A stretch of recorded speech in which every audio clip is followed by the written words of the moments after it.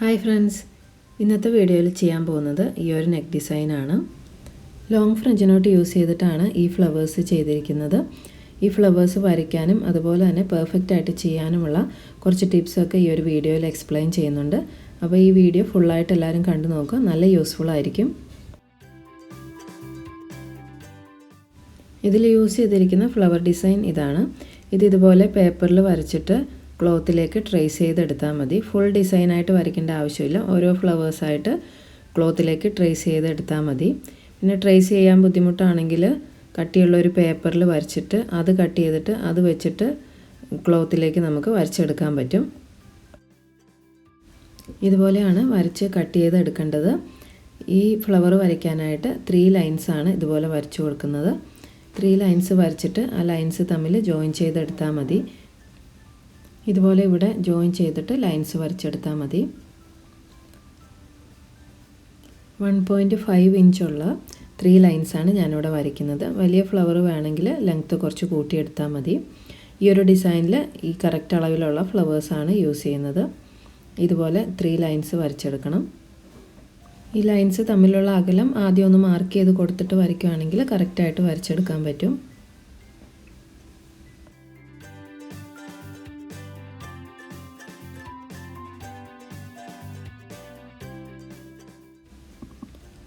ഇതുപോലെ ലൈൻസ് വരച്ചതിന് ശേഷം ഇതുപോലെ പോയിൻറ്റ്സ് മാർക്ക് ചെയ്ത് കൊടുക്കണം. ആ ലൈൻസ് തമ്മിൽ ജോയിൻ ചെയ്യാനായിട്ട് എല്ലാം കറക്റ്റ് അകലത്തിൽ പോയിൻറ്റ്സ് മാർക്ക് ചെയ്യണം. അപ്പം ഈ ഫ്ലവർ കറക്റ്റായിട്ട് തന്നെ വരും.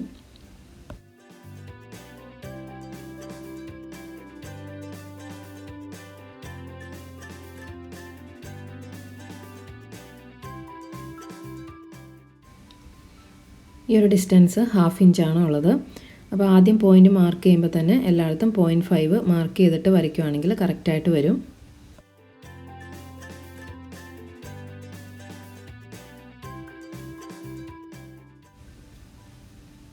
ഞാനിപ്പോൾ ഇവിടെ കുറച്ച് സ്റ്റിച്ച് ചെയ്ത് കഴിഞ്ഞിട്ടുണ്ട്. ഇതുപോലെയാണ് ഡിസൈൻ വരച്ചിരിക്കുന്നത്. അതിൻ്റെ സെൻറ്ററിൽ ഒരു സർക്കിൾ വരച്ചിട്ടുണ്ട്.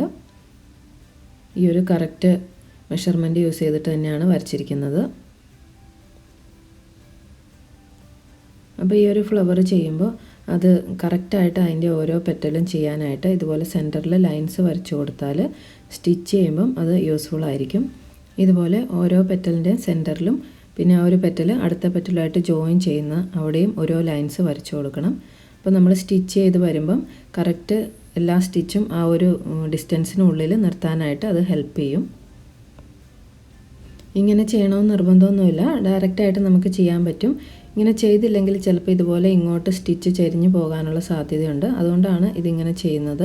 ഇവിടെ ഈ സെൻറ്ററിൽ സ്പേസ് കുറവും ഈ പെറ്റലിൻ്റെ എൻഡിൽ വരുമ്പോൾ സ്പേസ് കൂടുതലുമാണ്. അപ്പോൾ ആ ഒരു സ്പേസ് കറക്റ്റായിട്ട് ഫില്ല് ചെയ്തെടുക്കാൻ വേണ്ടിയിട്ടാണ് ഇങ്ങനെ ലൈൻസ് വരച്ചു കൊടുക്കുന്നത്. ലൈൻസ് വരയ്ക്കാതെ തന്നെ കറക്റ്റായിട്ട് ചെയ്യാൻ പറ്റുമെങ്കിൽ അങ്ങനെയും ചെയ്യാം. ഈ ഒരു സ്റ്റിച്ച് ചെയ്യുമ്പം എപ്പോഴും ഇവിടെ സ്പേസ് ഇല്ലാതെ അടുപ്പിച്ച് ചെയ്യണം. ചിലപ്പോൾ നമ്മൾ ചെയ്യുമ്പം അവിടെ സ്പേസ് വരാൻ സാധ്യതയുണ്ട് ഓരോ സ്റ്റിച്ചും തമ്മിൽ. അങ്ങനെ സ്പേസ് വരുവാണെങ്കിൽ നമ്മൾ ഈ 6 സ്ട്രാൻഡ്സ് തന്നെയാണ് എടുക്കേണ്ടത്. 6 സ്ട്രാൻഡ്സ് എടുത്തിട്ട് അത് ഓരോന്ന് സെപ്പറേറ്റ് ചെയ്ത് എടുത്തിട്ട് വീണ്ടും ഒന്നിച്ച് 6 സ്ട്രാൻഡ്സ് പിടിച്ചിട്ട് ചെയ്യണം. അങ്ങനെ ചെയ്യുമ്പോൾ സ്പേസ് ഇല്ലാതെ ചെയ്യാൻ പറ്റും. ഇതുപോലെ ഓരോന്ന് സെപ്പറേറ്റ് ചെയ്തെടുക്കണം. ഇതുപോലെ ഒന്നിൽ കൂടുതൽ എടുക്കുകയാണെങ്കിൽ അത് കെട്ട് വീഴാനുള്ള സാധ്യതയുണ്ട്. എപ്പോഴും ഓരോ ത്രെഡായിട്ടാണ് വലിച്ചെടുക്കേണ്ടത്. അതിനുശേഷം അത് നമുക്ക് എത്ര സ്ട്രാൻഡ്സ് ആണോ വേണ്ടത് അത് ഒന്നിച്ച് ചേർത്തിട്ട് സ്റ്റിച്ച് ചെയ്യണം. ഇപ്പോൾ ഞാനിവിടെ 6 സ്ട്രാൻഡ്സ് തന്നെയാണ് ഈ ഒരു സ്റ്റിച്ച് ചെയ്യാനായിട്ട് വീണ്ടും എടുക്കാൻ പോകുന്നത്.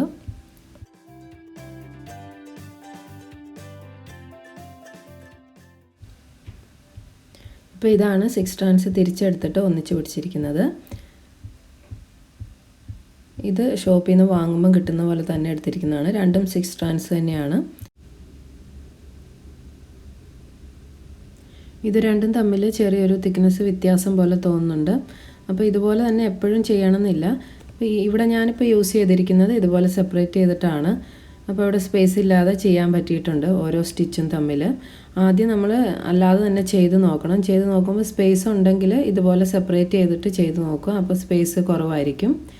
എല്ലാ ത്രെഡും ഇങ്ങനെ ചെയ്യണമെന്നില്ല. ചില ത്രെഡ് അല്ലാതെ തന്നെ ചെയ്താലും കറക്റ്റായിട്ട് തന്നെ കിട്ടാറുണ്ട്. ചിലപ്പോൾ അങ്ങനെ കിട്ടുന്നില്ലെങ്കിൽ ഇതുപോലെ സെപ്പറേറ്റ് ചെയ്തിട്ട് ചെയ്ത് നോക്കിയാൽ മതി.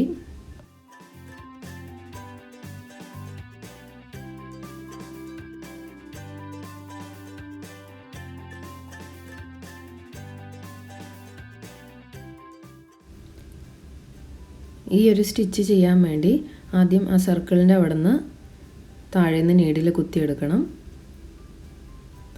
അതിനുശേഷം ത്രെഡ് നീഡിൽ ഒരു തവണ ചുറ്റിയിട്ടാണ് ഈ ഒരു ലോങ് ഫ്രഞ്ച് നോട്ട് ചെയ്തിരിക്കുന്നത്.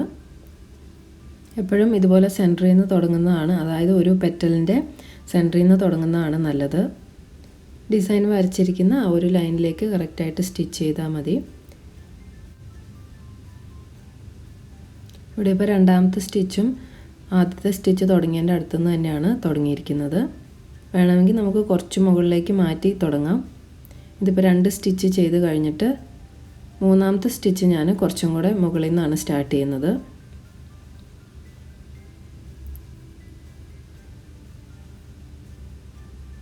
ഇതുപോലെ കുറച്ച് മാറ്റിയിട്ടാണ് ചെയ്യുന്നത്.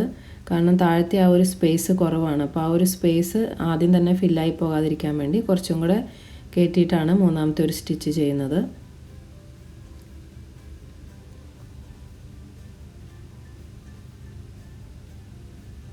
ഇങ്ങനെ ഒരു സ്റ്റിച്ച് മുകളിലേക്ക് കയറ്റി ചെയ്തതിന് ശേഷം അടുത്ത സ്റ്റിച്ച് എന്തായാലും താഴെ നിന്ന് തന്നെ സ്റ്റാർട്ട് ചെയ്യണം. അങ്ങനെയാണ് ആ ഒരു സ്പേസ് ഫില്ല് ചെയ്യുന്നത്. അപ്പോൾ ഇവിടെ ഒരു സ്പേസ് വന്നല്ലോ, അപ്പോൾ ഈ നാലാമത്തെ സ്റ്റിച്ച് ചെയ്യുമ്പോൾ ഈ ഒരു സ്പേസ് ഫില്ലാകും. ഒരു സ്റ്റിച്ച് കുറച്ച് മാറ്റി ചെയ്ത് കഴിയുമ്പോൾ അടുത്ത സ്റ്റിച്ച് എന്തായാലും ആ ഒരു സർക്കിളിൻ്റെ ലൈനിൽ നിന്ന് തന്നെ സ്റ്റാർട്ട് ചെയ്യണം, അല്ലെങ്കിൽ ആ ഒരു സ്പേസ് കാണാൻ പറ്റും. അടുപ്പിച്ച് 2 എണ്ണം അങ്ങനെ മാറ്റി ചെയ്യാൻ പാടില്ല. ഇടയ്ക്കിടയ്ക്ക് നമുക്ക് അങ്ങനെ മാറ്റി ചെയ്യാം. ഇവിടുത്തെ ഈ സെൻറ്ററിലെ സ്പേസ് ഫില്ലായി തുടങ്ങുമ്പോൾ ഓരോന്ന് മാറ്റി ചെയ്യാം. ഇങ്ങനെ ചെയ്തില്ലെങ്കിൽ സെൻറ്ററിൽ എല്ലാ സ്റ്റിച്ചും കൂടെ ഒന്നിച്ച് കൂടി നിൽക്കുന്ന പോലെ വരും. അപ്പോൾ എളുപ്പത്തിൽ ചെയ്യാൻ വേണ്ടിയിട്ടാണ് ഇതുപോലെ ഓരോ സ്റ്റിച്ച് മാറ്റി ചെയ്യുന്നത്.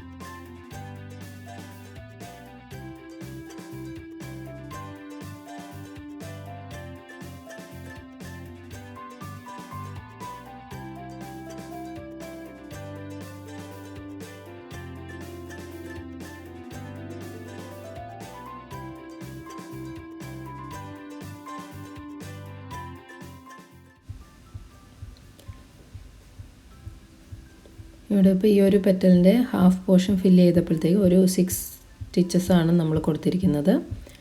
എപ്പോഴും ഇതുപോലെ തന്നെ 6 ആവണമെന്നില്ല. നമ്മൾ ചെയ്ത് വരുമ്പോൾ ഗ്യാപ്പില്ലാണ്ട് ചെയ്താൽ മതി. 5 അല്ലെങ്കിൽ 6 ഒക്കെ ആയിരിക്കും.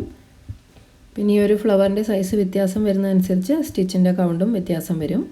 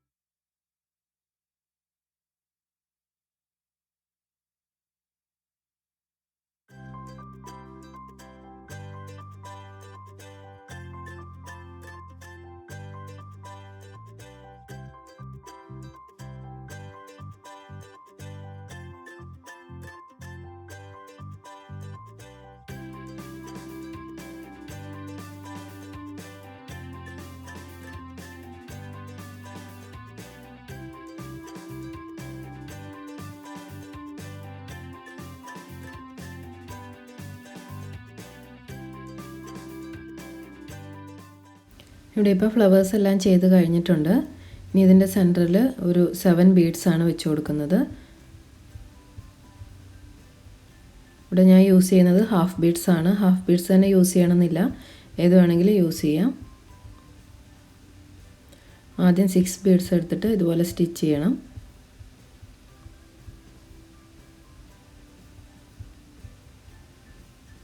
അതിനുശേഷം ഓരോ ബീഡ്സിൻ്റെ ഇടയിൽ കൂടെ താഴെ നിന്ന് നീഡിൽ കൊണ്ടുവന്നിട്ട് ഓരോ സ്റ്റിച്ച് കൊടുക്കണം.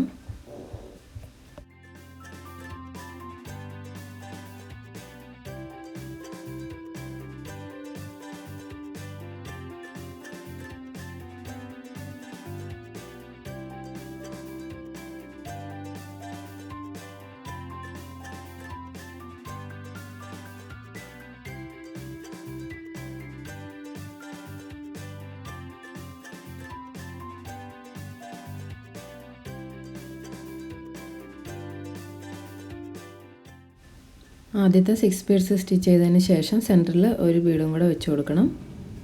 ഈ സെൻറ്ററിൽ വയ്ക്കുന്ന ബീഡ് ഡബിൾ സ്റ്റിച്ച് ചെയ്തിട്ടാണ് ഫിക്സ് ചെയ്യുന്നത്. ഒന്നും കൂടെ താഴെ നിന്ന് നീഡിലെടുത്തിട്ട് ഒരു തവണയും കൂടി അതിനകത്തൂടെ സ്റ്റിച്ച് ചെയ്യുന്നുണ്ട്.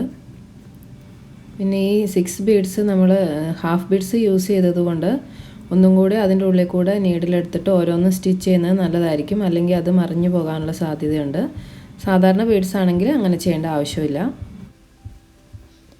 ഇനി ഇതിൻ്റെ ബാക്കി വരുന്ന സ്പേസിലൊക്കെ ഓരോ ബീഡ്സും ഫ്രഞ്ച് നോട്ടും ഇടയ്ക്കിടയ്ക്ക് ചെയ്ത് കൊടുക്കണം. ഒരുപാട് തിക്കായിട്ട് ചെയ്യുന്നില്ല. ഫ്ലവേഴ്സ് വലിയ ഫ്ലവർ ആയതുകൊണ്ട് ഫ്രഞ്ച് നോട്ടും ബീഡ്സും ഇടയ്ക്കിടയ്ക്ക് മാത്രമാണ് ചെയ്ത് കൊടുക്കുന്നത്.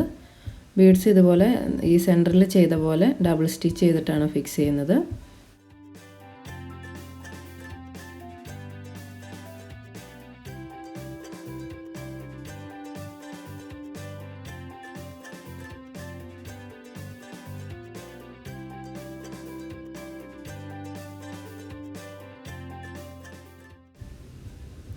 ഫ്രഞ്ച് നോട്ട് ചെയ്യുമ്പോൾ നീഡിൽ ത്രെഡ് 2 തവണ ചുറ്റിയിട്ടുള്ള ഫ്രഞ്ച് നോട്ടാണ് ചെയ്യുന്നത്.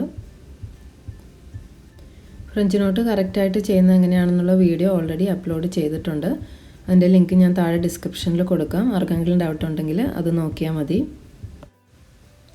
ഇവിടെ ഇപ്പോൾ ഈ ഒരു ഡിസൈൻ കംപ്ലീറ്റ് ആയിട്ടുണ്ട്. ഇങ്ങനെയാണ് ഇതിൻ്റെ ഫൈനൽ ലുക്ക് വരുന്നത്. ഇതുപോലെ ആദ്യത്തെ ലൈനിൽ 2 ഫ്ലവറും അതിൻ്റെ സെൻറ്ററിൽ വരുന്ന ഫ്ലവർ തൊട്ട് താഴെ എങ്ങനെയാണ് ചെയ്തിരിക്കുന്നത്. ഇതിൻ്റെ ഒരു വിഡ്ത്ത് വരുന്നത് ഒരു 3 ഇഞ്ചിനുള്ളിൽ നിന്നാൽ മതി. അതല്ലെങ്കിൽ ഇവിടുന്ന് കട്ട് ചെയ്യുമ്പം നമ്മൾ ആം ഹോൾ കട്ട് ചെയ്യുമ്പം കട്ടായി പോകും. ഈ ഫ്ലവർ കട്ട് ചെയ്ത് പോയി കഴിഞ്ഞാൽ പിന്നെ അത് നൂല് മുഴുവൻ ഊരിപ്പോകും. ഇപ്പോൾ ഇത് ഒരു 2.5 ഇഞ്ച് വരെയാണ് ചെയ്തിരിക്കുന്നത്. ഈ നെക്ക് മാർക്ക് ചെയ്തിരിക്കുന്നത് നെക്കിൻ്റെ വിഡ്ത്ത് 3.5ഉം ഡെപ്ത്ത് 6ഉം ആണ് എടുത്തിരിക്കുന്നത്. അപ്പോൾ ഈ ഒരു നെക്ക് മാർക്ക് ചെയ്യുന്നതിൻ്റെ വീഡിയോ ഇതിന് തൊട്ട് മുമ്പ് അപ്ലോഡ് ചെയ്തിട്ടുണ്ട്. അപ്പോൾ എന്തെങ്കിലും ഡൗട്ട് ഉണ്ടെങ്കിൽ ആ ഒരു വീഡിയോ കണ്ട് നോക്കിയാൽ മതി. ഈ ഒരു സെയിം നെക്ക് മെഷർമെൻറ്റിൽ ഇത്രയും ഫ്ലവേഴ്സ് ചെയ്യാനായിട്ട് ഒരു 4 ത്രെഡ്സ് ആണ് യൂസ് ചെയ്തിട്ടുള്ളത്. ഈ ഫ്ലവറിൻ്റെ സൈസ് ആദ്യം പറഞ്ഞിട്ടുണ്ടല്ലോ, അതിന് വ്യത്യാസം വരുവാണെങ്കിൽ ത്രെഡ് വ്യത്യാസം വരും. ഇപ്പം ടോട്ടൽ 4 ത്രെഡ് കൊണ്ട് ഇത് കംപ്ലീറ്റ് ചെയ്യാൻ പറ്റിയിട്ടുണ്ട്. ഇന്നത്തെ ഒരു വീഡിയോ എല്ലാവർക്കും യൂസ്ഫുൾ ആയിട്ടുണ്ടാവുമെന്ന് വിചാരിക്കുന്നു. ഫീഡ്ബാക്സൊക്കെ കമൻറ്റിലൂടെ അറിയിക്കണം. വീഡിയോ ഇഷ്ടപ്പെട്ടാൽ ലൈക്ക് ചെയ്യാൻ മറക്കരുത്. Thank you for watching.